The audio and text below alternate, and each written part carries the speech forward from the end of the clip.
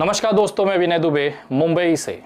आज मैं इस वीडियो के माध्यम से सबूतों के साथ आपको ये दिखाने की कोशिश करूंगा कि दरअसल मणिपुर में जो हो रहा है और जो दिखाया जा रहा है वास्तविकता उससे बहुत कोसों दूर है, और वो भी सबूतों के साथ उसका मैं आज एक्सपोज करने जा रहा हूं। मैं आज आपको बताने जा रहा हूं कि आखिर मणिपुर को कौन जला रहा है। मैं आज आपको बताने जा रहा हूं, दिखाने जा रहा हूं और आसान भाषा में समझाने जा रहा हूं कि मणिपुर का आज जो जलना है दरअसल उसकी शुरुआत कब से हुई है। आज जो जलता हुआ मणिपुर आप देख रहे हैं, जहां पर इंसानियत लगभग मर चुकी है। मैं ये इसलिए कह रहा हूं क्योंकि एक लड़की का वीडियो बहुत वायरल हो रहा है। 21 साल की लड़की को नंगा किया गया, नग्न अवस्था में उसे सड़कों पर दौड़ाया गया, सैकड़ों की भीड़ ने उसका पीछा किया, कितनों ने उसके योनि उसके स्तनों को नोचा, बहुत सारे लोगों ने अपने हवस का शिकार बनाकर उस लड़की के साथ गैंग रेप किया, और यहाँ पर भी उनका मन नहीं भरा तो उन्होंने उस लड़की की हत्या कर दी। क्या कोई इंसान इस लेवल तक जा सकता है, इतनी नफरत अपने दिल में पाल सकता है?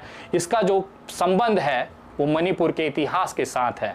अगर आप इसके इतिहास को नहीं जानेंगे तो मणिपुर का जलता हुआ वर्तमान आपको तनिक भी समझ में नहीं आएगा। दरअसल नए भारत का ये जो जलता हुआ मणिपुर है उसका संबंध है इतिहास के पन्नों में।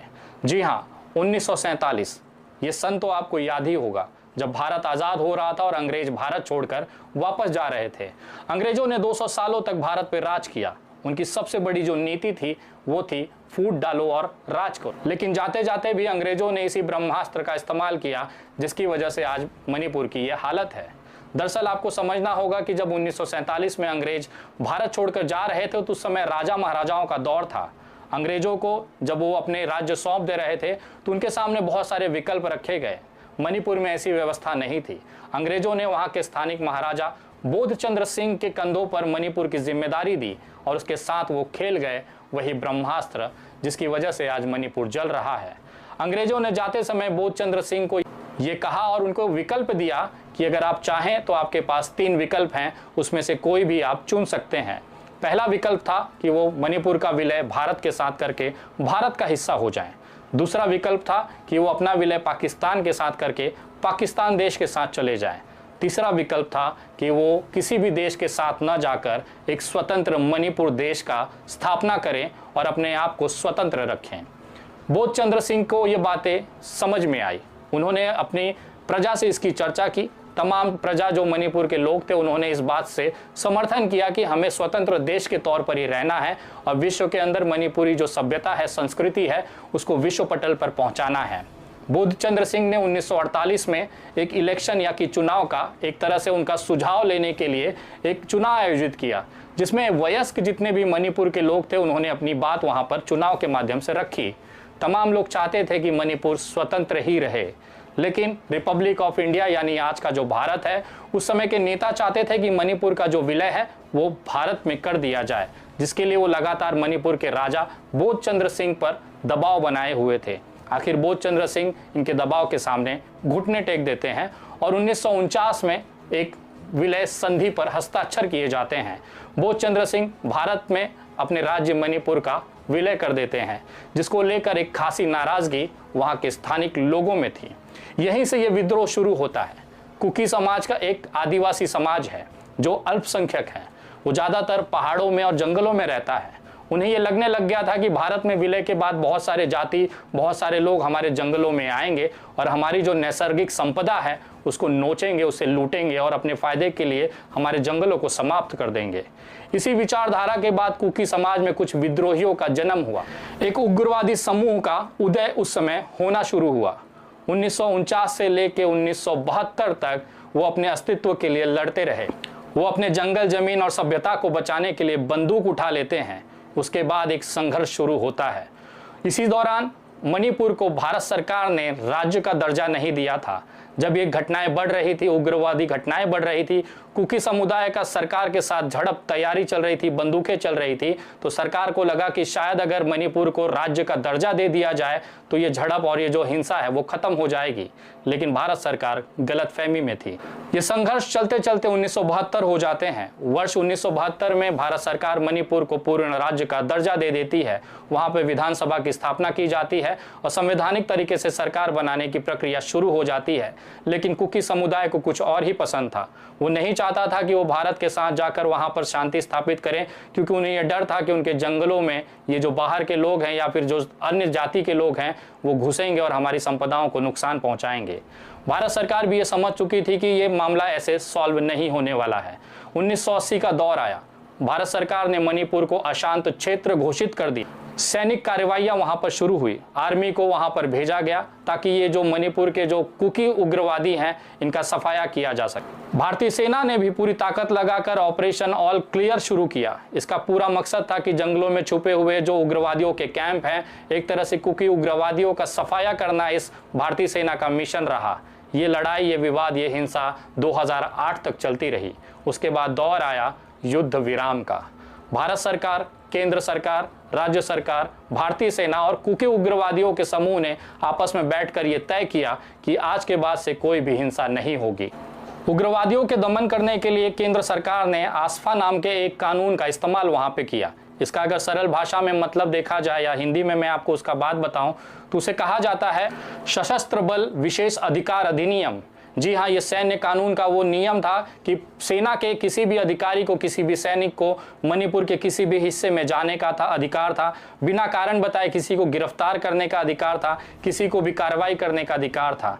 जब ये युद्ध विराम शुरू किया गया उस समय 2008 के दौरान जब सारे लोग एक टेबल पर बैठे तो उसमें सबसे बड़ी कंडीशन यही थी कि जो आसफा कानून है इसे आप वापस लेंगे, उसके बाद ही इस युद्ध विराम को माना जाएगा।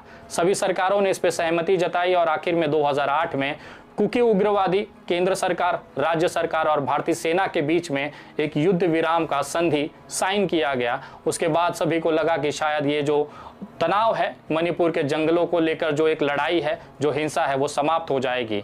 इस संधि पर साइन होने के बाद भी कुकी समाज के बहुत सारे लोगों को ये डर था कि शायद सरकार हमारे साथ धोखा कर सकती है और ये जो उग्रवाद था, ये जो हिंसा थी, वो लगातार बढ़ती ही जा रही थी, क्योंकि कुकी उग्रवादियों का एक समूह ऐसा भी था जो इस संधि का पालन नहीं करना चाहता था, उन्हें यह पसंद नहीं था। कुकी समुदाय की इस तरह की हिंसा, बंदूक उठाने और इस तरह से अपने हक को छीनने की लड़ाई को देखकर मैतेई समाज भी अग्रसर हो गया। उन्हें यह महसूस होने लगा कि अगर हम भी इसी रास्ते पर चलते हैं तो हम भी अपने अधिकारियों को छीन के ले सकते हैं। शायद यही कारण था कि मैतेई समाज जो है अपने आप को अनुसूचित जनजाति यानी कि एसटी का दर्जा प्राप्त करने के लिए आंदोलन करने की शुरुआत करता है। ये दौर था 2010 से। दरअसल मैतेई समाज भी चाहता था कि हम शहरों में बहुत ज़्यादा संख्या में हैं, बहुसंख्यक हैं इस देश राज्य के अंदर, हमें भी जंगलों के अंदर जाना है, वहाँ ज़मीनें खरीदनी है, व्यवसाय करना है। लेकिन इसका विरोध कुकी समाज के लोग लगातार कर रहे थे। ये जो आपसी तनाव था, ज़मीनों की जो लड़ाई थी, आपसी जो समुदायों की लड़ाई थी, ये बढ़ता चला गया और 2023 तक इसने अपने चरम स्थिति पर पहुँच गया। आज हालात ये हैं कि जो कुकी समाज हैं वो इस समय पीड़ित की तरफ पे हैं और जो मैतेई समाज है वो अपने संख्या के आधार पर इनके ऊपर हावी हैं। दरअसल ये हावी होने का एक कारण ये भी है कि जो कुकी समाज है वो जंगलों के अंदर फैला हुआ है, वो एक जगह बहुसंख्यक संख्या में नहीं है। लेकिन मैतेई समाज के साथ ये फायदा है कि उनकी जो जनसंख्या है एक छोटे से जगह पर बहुत ज़्यादा है कुकी समुदाय के कंपेयर में। यही कारण है कि इस तरह की कुकी समुदाय के ऊपर जो हिंसा हो रही है मैतेई समाजात खुले तौर पर ये करे जा रहा है। लेकिन अब मैं उस पहलू पे लेके जाना चाह रहा हूं कि आखिर ये हिंसा को क्यों नहीं रोका जा रहा और इस हिंसा के पीछे सबसे बड़ा कारण क्या है। इसके लिए आपको मणिपुर के विधानसभा को समझना होगा। 60 विधायकों वाली ये जो मणिपुर की विधानसभा है, इसके अंदर सबसे ज़्यादा जो विधायक हैं वो भारतीय जनता पार्टी के हैं। अगर इस भारतीय जनता पार्टी के गूगल पर जाकर आप लिंक विधायकों की लिस्ट उठाएंगे तो आपको समझ में आ जाएगा कि आखिर ये हिंसा क्यों नहीं रुक रही है। जी हाँ, सबसे बड़ा कारण ये है कि जो मैतेई समाज के जो सबसे ज़्यादा विधायक हैं वो चुनकर इस समय विधानसभा में हैं और ख़ास तौर पर बीजेपी के अंदर हैं। 19 जून को जब अमित शाह ने मणिपुर के विधायकों की एक बैठक की थी तो उसमें 30 से ज़्यादा विधायक मणिपुर की तरफ से वहां पर डेलीगेशन के तौर पर बैठे थे, जिसमें अधिकतर जो विधायक हैं वो मैतेई समाज के थे। मैतेई समाज की लड़ाई को विधानसभा के अंदर ये मैतेई विधायक जो हैं ये सपोर्ट कर रहे हैं। शायद यही कारण है कि जो 21 साल की लड़की का बलात्कार और गैंगरेप किया गया उसमें उनके परिजनों का आरोप था कि पुलिस ने खुद इन लड़कियों को उन उग्रवादियों के समर्थन किया जो कि मैतेई समुदाय से थे। यही कारण है कि विधानसभा में बहुत संख्या होने के बाद, मतलब एक तरह से बहुमत होने के बाद, मैतेई समाज के लोग लोग पूरी तरह से सरकार पर हावी हैं, चाहे विधिमंडल हो चाहे प्रशासन हो। अधिकतर जो उसमें अधिकारी हैं, अधिकतर जो विधायक हैं वो मैतेई समाज से हैं। शायद ये सबसे बड़ा कारण है कि अपने ही समाज को फायदा दिलाने के लिए उस तरह के हिंसा का वो मुक्त तौर पर समर्थन कर रहे हैं। अपने आप को अनुसूचित जनजाति में शामिल कराने के लिए मैतेई समाज 3 मई को एक रैली निकालता है। इसके विरोध में कुकी समाज के लोग भी एक विद्रोह करते हैं। इन दोनों समुदाय के बीच में टकराव का असर ये होता है कि प्रदेश में हिंसा फैल जाती है। इसी हिंसा से आपस में लड़ाई झगड़े और हत्याओं से बचने के एक 56 साल का पिता अपने 19 साल के बेटे और 21 साल की बेटी के साथ में अन्य 2 महिलाओं के साथ जंगल की तरफ भागते हैं। उन्हें यह विश्वास था कि शायद हम जंगल चले जाएंगे तो ये हिंसा खत्म होने के बाद हम लौट आएंगे। जंगल में चलते समय उनको वहां पर रेस्क्यू करने के लिए स्थानिक मणिपुर पुलिस पहुंचती है और अपने साथ उन्हें ले जाती है। मैतेई समाज के लोग कुकी समाज के लोगों को खोज खोज कर मार रहे थे। पुलिस को जब पता चलता है कि ये जो 56 साल का पुरुष, 19 साल का बेटा और एक जो लड़की है वो कुकी समाज की है, तो उसके बाद वो उन्हें पुलिस स्टेशन ले जाकर छिपाना चाहते थे। लेकिन रास्ते में ही मैतेई समाज के लोगों का समूह उसे घेर लेता है। पुलिस के साथ हाथापाई होती है और इन तीनों को, इसके साथ में 2 अन्य महिलाओं को वहां से ले जाते हैं। सबसे पहले 56 साल के पुरुष यानी कि पिता की हत्या कर दी जाती है। उन 3 महिलाएं, जिसमें से एक की उम्र 21 साल, दूसरी की महिला की उम्र 42 साल, तीसरी महिला की उम्र 52 साल थी। उन तीनों महिलाओं से मैतेई समाज के उग्रवादी कहते हैं कि आप अपने कपड़े उतारिए। इसको देखकर 19 साल का लड़का अपनी बहन की इज्जत बचाने के लिए मैतेई समाज के लोगों से लड़ जाता है। बाद में उसकी पिटाई की जाती है, उसे गोली मारकर उसकी हत्या कर दी जाती है। मैतेई समाज के उग्रवादी इन तीनों महिलाओं को ले जाते हैं। उसमें से एक महिला के साथ ये गैंगरेप करते हैं और उसकी हत्या कर देते हैं। इसके बाद 20 दिन बाद तक ये मामला शांत रहता है, क्योंकि वहाँ पर इंटरनेट की व्यवस्था नहीं है। इस महिलाओं के परिजन, इस परिवार के लोग पुलिस स्टेशन जाते हैं और एक शिकायत दर्ज कराते। 18 मई 2023 को वहाँ पर FIR दर्ज की जाती, लेकिन कार्रवाई को ठंडे बस्ते में डाल दिया जाता है। 2 दिन पहले एक वीडियो सोशल मीडिया पर वायरल होने के बाद इस पर पुलिस जो है संज्ञान लेती है। मुख्यमंत्री सामने आते और कहते हैं कि ये कोई एक मामला नहीं है, 100 से ज़्यादा मामले इस तरह के हुए हैं जिस पर FIR दर्ज की गई हैं। इसका मतलब अगर इस तरह की जानकारी सोशल मीडिया पर नहीं आती तो शायद इस लड़कियों की जो बात है वो मणिपुर के अंदर ही जंगलों में दफन हो जाती, किसी तक ये जानकारी नहीं आ पाती। ताज़ा मामले में जो सड़कों पर निर्वस्त्र कर एक लड़की को वीडियो वायरल किया गया, उसमें एक आरोप 32 वर्षीय एक युवक की प्रमुख जो गिरफ्तारी हुई है, जिसका नाम है हुईराम हीरोदास मैतेई। ये मैतेई समुदाय से बिलोंग करता है। आपने वीडियो में देखा होगा, हरी शर्ट पहना हुआ जिसने निर्वस्त्र लड़की को पकड़ा था, ये उसका आरोपी बनाकर उसे गिरफ्तार किया गया। इसके अलावा एक और लड़के यानी कि आरोपी की गिरफ्तारी हुई है, वो भी मैतेई समाज से ही है। इसके अलावा आज सुबह खबर आई है कि ये जो आरोपी पकड़ा गया है, इसके घर को भी एक भीड़ ने गुस्से में जला दिया गया है, जिसकी वजह से वहां पर तनाव बढ़ा हुआ है। दरअसल मैतेई और कुकी समुदाय की जो लड़ाई है वो जंगल और अपनी जमीन, अपनी सभ्यता बचाने को लेकर है। इम्फाल में बहुसंख्यक मैतेई समाज भी ये चाहता है कि वो भी अपने आप को विस्तारित करे, जंगलों में जाए, वहां पर जमीन और व्यवसाय कर सके, जिसका विरोध करता हुआ कुकी समाज आज अपनी अंतिम लड़ाई की तरफ बढ़ रहा है। लेकिन इन सब के बीच में जो सबसे बड़ा चौंकाने वाला आंकड़ा ये है कि वहाँ के जो विधानसभा है यानी कि भारतीय जनता पार्टी के जो विधायक हैं, जो खासतौर पर मैतेई समाज से आते हैं, दरअसल वो नहीं चाहते हैं कि कुकी समाज के जनसंहार को रोका जा सके, क्योंकि वो भी उसी समुदाय से आते हैं जो आज बंदूकें लेकर जनसंहार और बलात्कार और गैंग रेप कर रहा है। शायद इन्हीं विधायकों का एक दबाव है केंद्र सरकार पर, जिसकी वजह से माननीय नरेंद्र मोदी जी पिछले 80 दिनों से अपने मुंह में दही जमा कर बचाए हुए थे, रोके हुए थे। वो नहीं चाहते थे कि मणिपुर के अंदर सरकार गिरे और इस तरह से मैतेई समाज को नाराजगी झेलनी पड़े, क्योंकि आगामी विधानसभा में मैतेई समाज जो है एक मुश्त भाजपा का समर्थक है, उसको वोट करता है। केवल सत्ता और वोट बैंक के लालच में नरेंद्र मोदी और भाजपा की केंद्र सरकार ने अपनी आंखें मूंदी हुई थी। बीरेंद्र सिंह जो कि वहां के मुख्यमंत्री हैं, मैतेई समाज से बहुमति से आते हैं, वहां के लोगों का जन समर्थन उनके पास है। मतदान में सबसे ज्यादा वोट मैतेई समाज से उनको मिलता है। यही कारण है कि वो कुकी समाज का जनसंहार, गैंग रेप और हत्याएं होने दे रहे हैं।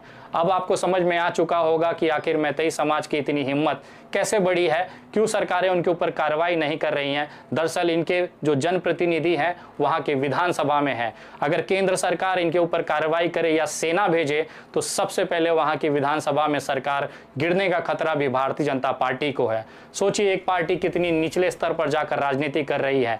लोगों की हत्याएं पिछले 28 दिनों से हो रही हैं, बलात्कार हो रहे हैं, खुलेआम सड़कों पर बेटियां नंगी घुमाई जा रही हैं। लेकिन केंद्र सरकार को केवल मणिपुर में अपनी सत्ता बचानी है, वोट बैंक को बचाना है, जिसकी वजह से वो कोई भी कार्रवाई करने से कतरा रही है। एक निम्न स्तर की राजनीति इस देश में शुरू हुई है और भारतीय जनता पार्टी से आप उम्मीद करते हैं कि नरेंद्र मोदी जी इस पर कार्रवाई करेंगे। दरअसल ये पूरा मामला वहां के विधानसभा मैतेई समाज के विधायक और मैतेई समाज के वोट बैंक से संबंधित है। यही कारण है कि आज भारतीय जनता पार्टी एक बेटी को नोचने दे रही है लेकिन मुंह में दही जमाए हुई है। ये तथ्य आपको कैसे लगे कमेंट करके जरूर बताएं। भारतीय जनता पार्टी ही वो एकमात्र पार्टी है जो मणिपुर को जलाने में आग में घी का काम दे रही है। उनका पूरा समर्थन वहाँ के उग्रवादियों को है जो कि मैतेई समाज से आते हैं। उनका पूरा समर्थन वहाँ के जनसंहार को है, बलात्कार को है, वहाँ की हो रही हत्याओं को है। शायद ऐसा नहीं होता अगर सही में वो संविधान और कानून की बात करते तो आज सेना भेजकर मणिपुर को कंट्रोल कर सकते। लेकिन केवल सरकार गिर जाएगी, एक सत्ता का लालच उनके दिल में पैदा है जिसको वो खोना नहीं चाहते, जिसकी वजह से वो मणिपुर को जलने दे रहे हैं। और मैं दावे के साथ कहता हूं अगले कितने ही महीनों तक मणिपुर जलता रहेगा, क्योंकि सरकारों की इतनी औकात नहीं है कि वोट बैंक सत्ता से उठकर इंसानियत और मानवता के बारे में वो सोचे। वीडियो ज़्यादा से ज़्यादा लोगों तक शेयर करें ताकि मणिपुर की असलियत और सच्चाई आप तक पहुंच सके। अगली वीडियो बहुत जल्द, तब तक जय हिंद, जय महाराष्ट्र।